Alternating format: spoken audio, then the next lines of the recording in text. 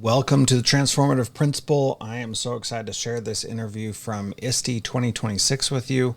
Really fascinating things happening there. Lots of great people. And over the course of the next couple of weeks, you're going to hear some of these great interviews. Hope you enjoy, and thanks for listening to Transformative Principal. A couple of things that I wanted to talk to you about is we are in our society trying to prepare kids for college and career readiness. And we don't even know what next week is going to look like with technology advancements that are rapidly transforming. Where do you sit on that? What do you manage that being Edmentum, who is trying to deliver this? Yeah. So I'd say there's a couple ways I want to answer that. One is, for decades now, we've had this focus on college promise of college, which is important. But we've always said college and career readiness, right? As a system, policymakers running our schools, those providing programs like we do to schools, everything we've always said is college and career readiness. But the reality is we haven't really done anything outside of the VOTEC programs, the occasional career academy you see in some well-funded because Walmart's funding it or whatever.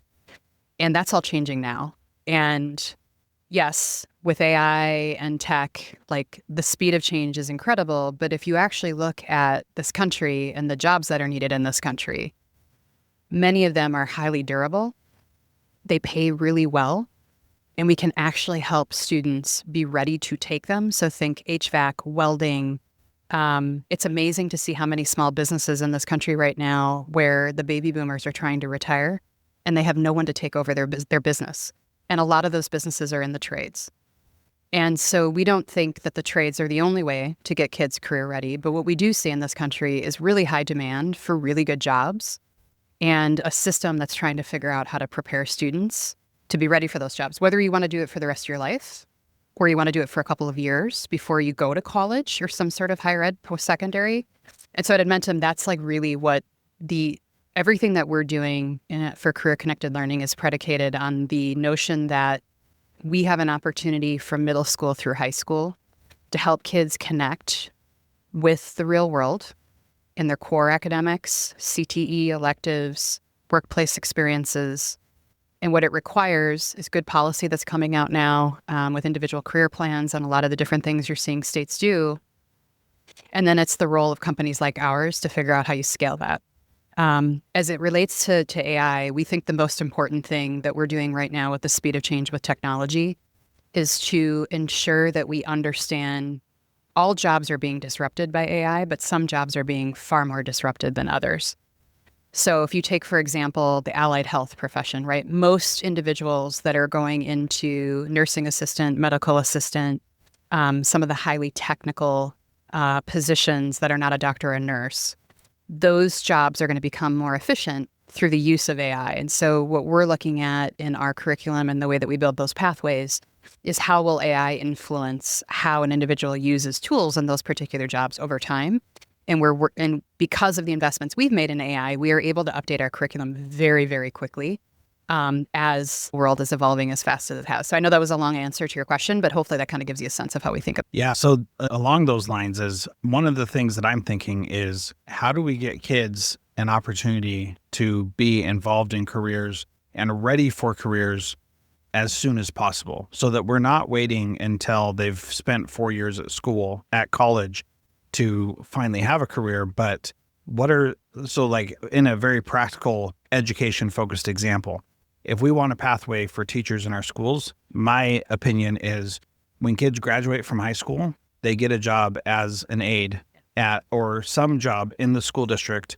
They do that job while they're going to school to get whatever certifications they need and qualifications for the job they're trying to end up with. So like if they want to become the accountant at the district, they start by being a bookkeeper or a financial secretary or whatever it is, that they have those opportunities. And so there needs to be a balance of the technology to teach them things, which is where you guys are focused, but then also the opportunities. And I'm just not seeing as many of those opportunities as I feel like there should be, unless, like you were talking about, there's some well-funded corporation behind it saying, here's what you do, and here's how we get kids those experiences. I think it's a really, really great point. What you just described is what I did in my teaching career. So I put myself through my undergrad by serving as an assistant preschool teacher. And I did it for all 4 years. And that was the only way that I actually got through college was I needed to pay for it myself. And I found an opportunity to teach preschool. What that experience taught me was I was more passionate. So I'm going to get to a point here. I was more passionate about what was happening to classrooms versus me being in the classroom. So I then thought, well, I'm going to go into education policy, ended up changing my major to political science. And the rest is history, got into education technology. But my point is, I actually think that the way that we do this and what we've been working on, and there are many school districts, charters, private schools that are now implementing, is if we want to really solve the gap that we have in terms of if you can help kids get really excited about teaching or whatever the profession is, we think that should start in 6th grade through career exploration, like really match them up. Then allow them to take specific courses and curriculum that give them more of a like, what is it actually like day on the job? Use that as their electives, build programs around that, and then actually give them workplace experience while they're still in high school. And there's a lot of different ways that we can do that now with and without technology. And then when they get out of high school, and this is interesting, if you look at a lot of the state colleges and universities and community colleges around the country, the average age of entry is going up. It's around 19, 20. And the reason is a lot of youth are going out, graduate high school, they go out and work for a couple of years, save up enough money to then actually go to post-secondary. So these shifts that are happening right now are incredible. What I don't see scaling yet, and this is where I really, I have a call to action, we're really working on it as much as we can across the country, is there's no reason for Walmart to be the only organization or a handful pushing into their local school districts around Alabama to say, like, let us help develop students to come into these great jobs like retail management and others. Every employer in the country can figure out how to do that. And so like building this bridge between K-12 and the workforce, because it's always been K-12 into higher ed, into the workforce. And we think that there can be multiple paths to get directly to the workforce. And it doesn't have to just, going through higher ed is really important for a lot of careers in this country, but going direct to career can also happen. And so that's the part we're really working on right now, is to try to figure out how we do that. Well, and anybody can look back at their pathway through life and see that it is only a straight line when you look backwards, because it is definitely not for almost everybody. It's always zigzagging, right?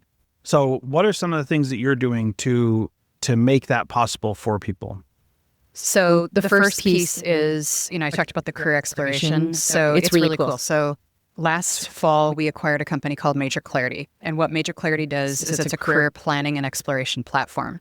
So it starts with an interest inventory, which is like an assessment that helps you understand, what do I love? What am I good at? What are all the jobs that I could have? And I use the example of my son.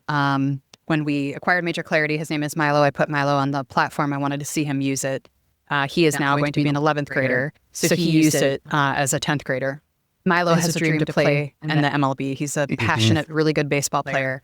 And we know the percentage of people who actually make it to the MLB. And so what we've been trying to teach Milo all these years is there is a whole world of possibility. You could surround yourself with baseball for the rest of your life. And there's so many different jobs that would allow you to do that. Yes, professional baseball player, but there's all these other jobs. You could be an agent, you could be a coach, you could be a physical therapist, you could be a team doctor. You could work from, one of the organizations in marketing. And so what I learned going through MajorClarity is that he's got a lot of passion and like the business, finance, marketing side of baseball. So now he is in pathways, exploring what it would be like to be in marketing or to be in sales as an agent for professional players. And he is getting a ton of energy out of that. Yeah. What it tells them also is, here's the math you're going to need for these jobs. Here's how well you need to be able to read with these jobs. Here's how much science you're going to have to do. And so the point to all this is our job as educators to expose kids as early as possible to their passions. I'm not saying track them to jobs. Yeah. Expose them as early as possible to their passions. And then while they're finishing those years in high school, give them access to experience because it keeps them motivated.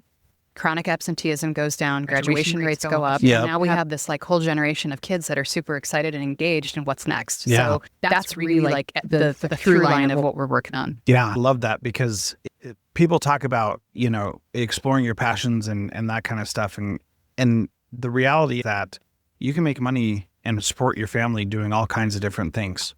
Yeah. And it doesn't have to be, you don't have to go get a dead end job that you hate. You could do that. In fact, I have a very person close to me who has a very much a dead end job that he does not like. And he works graveyard shifts. But what he likes about it is that he can be around for his kids as his kids are growing up and coach their teams and go to their events and all that kind of stuff. And he's not having to miss that because he sleeps when they're in school and it works out just fine. That is a clear decision that he has made. And it is not the only decision at all that he could have made. But the thing is that once you understand that and get excitement from things, then it becomes a lot easier to do those things. And then when you get paid for it too, then you're like, oh, double bonus, this is even better. And so kind of exposure are important, but it can't just be like, like when I was a kid, I thought you doctor, a lawyer, or a teacher. And so I chose teacher. And that was just me being dumb and not paying attention. But they're also, but I thinking they're only is the dumb part. But yeah. So, but that was. I was like, wait a minute, did you just say being a teacher is? No, Jamie, I did not say being a teacher is dumb. Pretty sure this entire audience today, including me and you, we're all teachers. Yes. Yeah. So there needs to be more opportunities to explore. And like that what you just said right there, like that is none of this. It's like, how are we still to this day, when you talk to young people, you will say, well, what do you want to be? And they're like, I don't know, either a lawyer, doctor, or teacher. It is still the same thing. And so like, it is our job to like change that pattern and like, think of all these amazing opportunities. My dad was a boiler operator in a hospital and he worked the graveyard shift. Yeah. And we grew up with my dad working the graveyard shift. And my mom started a salon. She was a cosmetologist, never went to college. And the interesting thing is my dad hated his job, never woke up once a day in his life and was excited to go. And my mom loved hers. And she didn't go to college. She figured out how to be an entrepreneur. She got her cosmetology license and she successfully ran a small business for her entire career. And that's just the difference, right? Of like two different people making choices for different reasons. And so like the point I try to make to the kids that we're serving and the schools that we talk to all over the country is like, both can be true. Like you can expose them. College possible is still a thing. It's still important, but it can't be the only thing, because the reality is 40% of kids that graduate college or graduate high school, graduate college, 60% do not. And they go into jobs. And those jobs are oftentimes ones we fall into because we didn't have a path that we created for ourselves. Nobody gave us the exposure. So I don't care if you're urban, rural, suburban, every kid deserves an opportunity to have all these different pathways laid out in front of them. It will help them feel better about the core academics. It'll help them feel better about themselves. It also just changes the culture, the school climate, when we start to focus on programs like this. So I'm really passionate about it. Yeah. Well, and when you actually do this, then the kids have a reason for learning the things that they're learning, and they can understand, okay, if I want to understand contracts, I need to be able to read this difficult text. Right. If I want to be an agent for a baseball player, right. I may not be the baseball player, but I can be close to them, right. And I can learn cool stuff and do cool things with them. And one of my back in Spokane is good friend with Tom Brady's what's the word, like his nutritionist and whatever he is. And so this guy like has this great friend who's doing something where he basically invented this job and is working with one of the best athletes ever to grace the earth. Yeah. And it's nutrition and it's massages and all this kind of stuff. And it's just a really neat thing that I would have never thought. Right.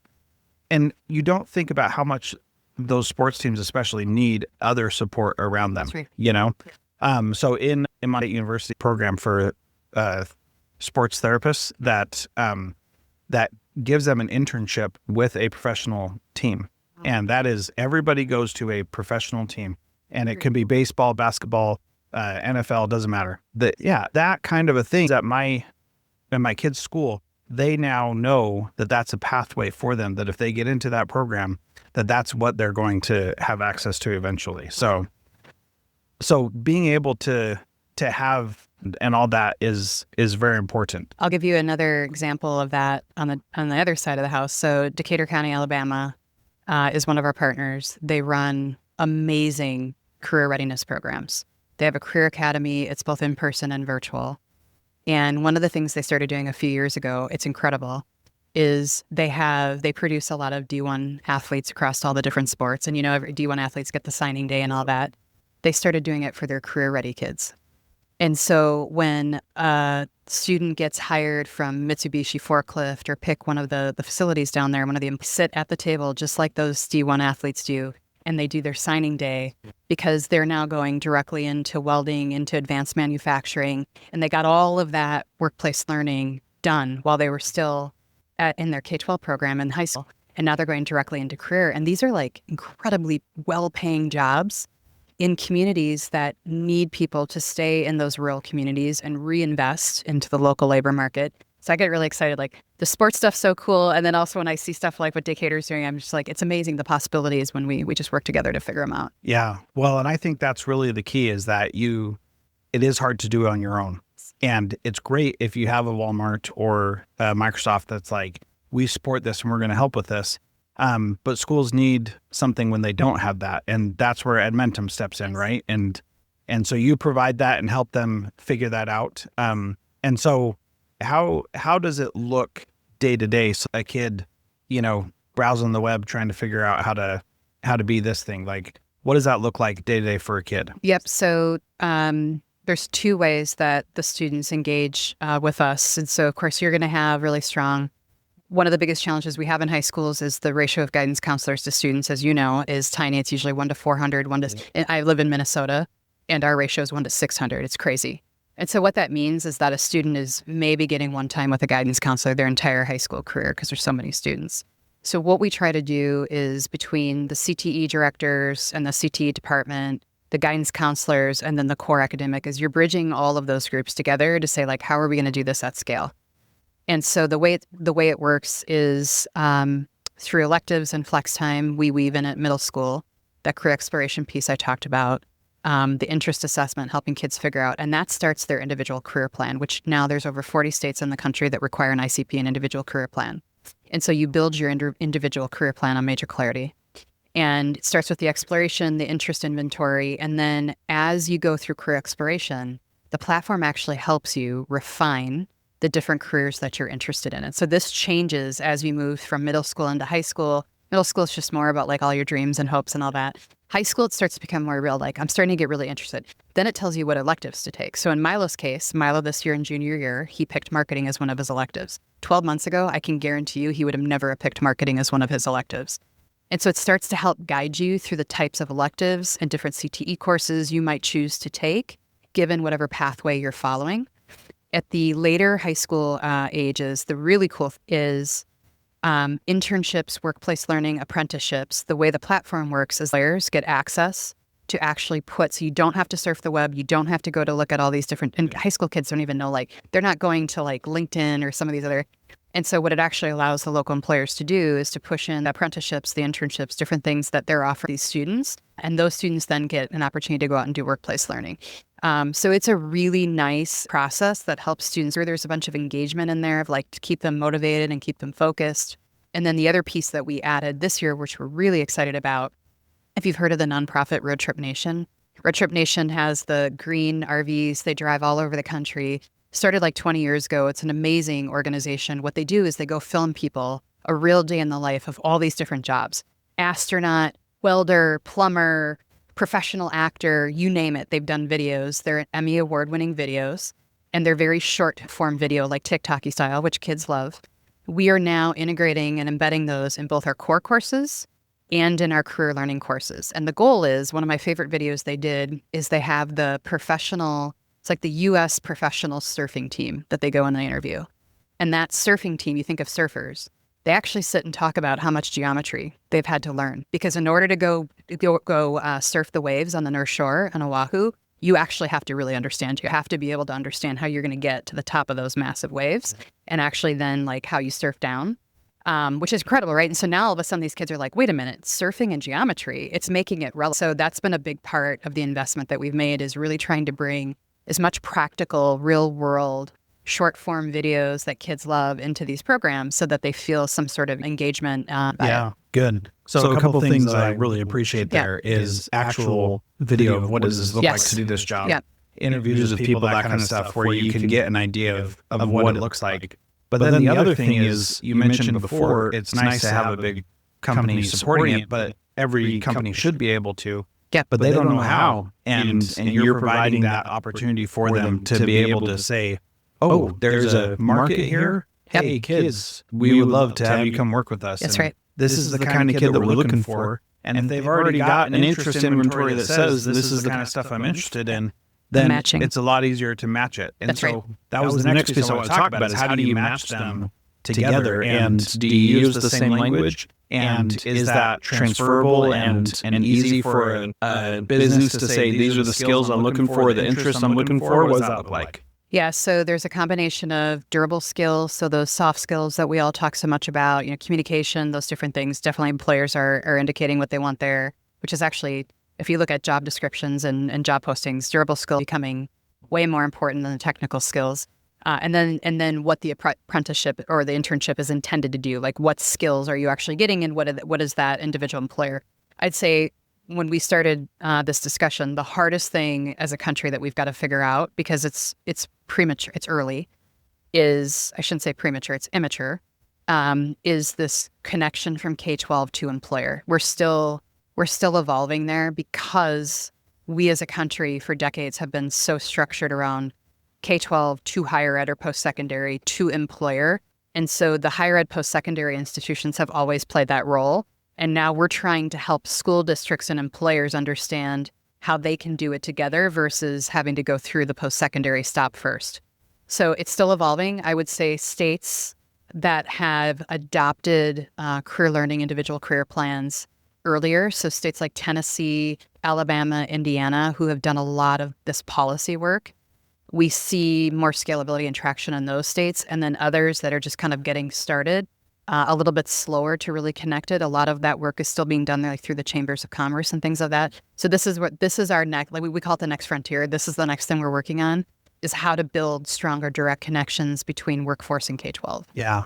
It's definitely an opportunity. Yeah, for sure. Because they all need employees and need people to stay in their communities and all that kind of stuff.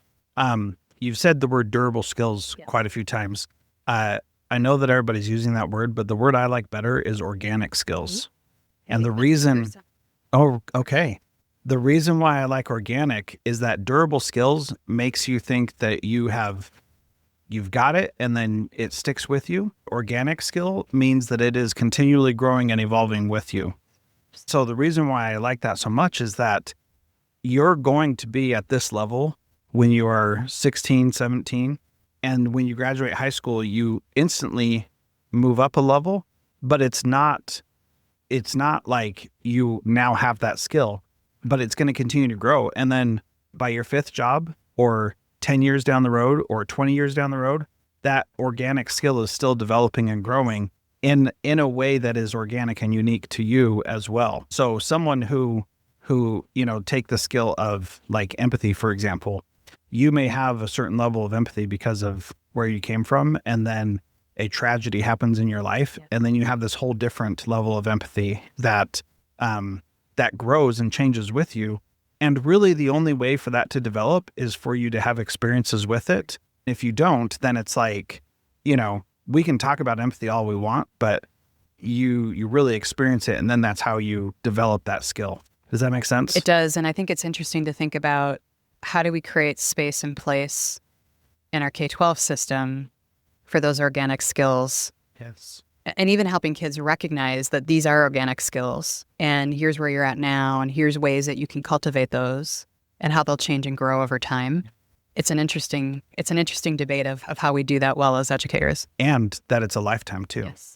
And it continues. Yep. Even executive functioning. We always said, my daughter and I have a 13-year-old, and I've talked to her a lot about executive skills. And now she's, this has started when she was 10. And now as a 13 going on 14-year-old, she likes to point out when my executive functioning skills need some growing and grooming. So I love that. That's hilarious. It's great. Jamie, this has been awesome. Thank you so much. Edmentum is the company, Yes. Edmentum.com. People can go there. What would be your advice to a school principal who's like, this sounds great, I want to bring this into my school?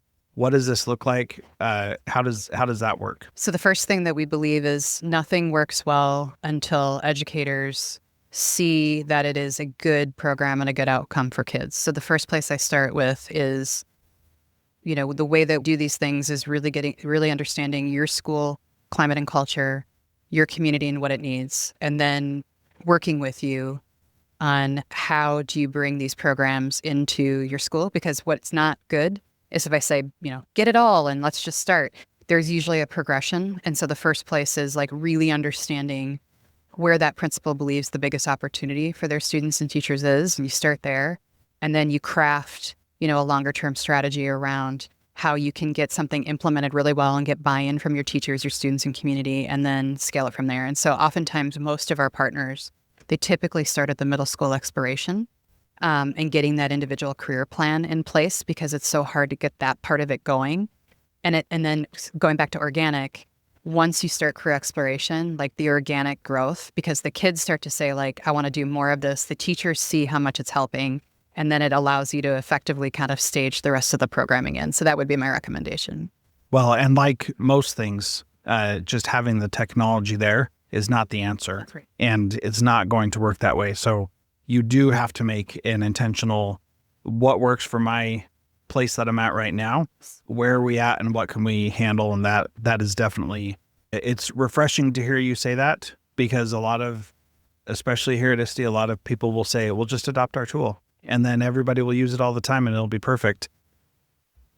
If it was only that simple in life, right? What educators have no shortage of tools that are in the school system. They should be using the ones that A, they know work for their kids, and B, they feel comfortable using. And so our goal is to achieve those two things. So I think that's really powerful. Thank you very much for being here and for having the time. Yep. Thank you.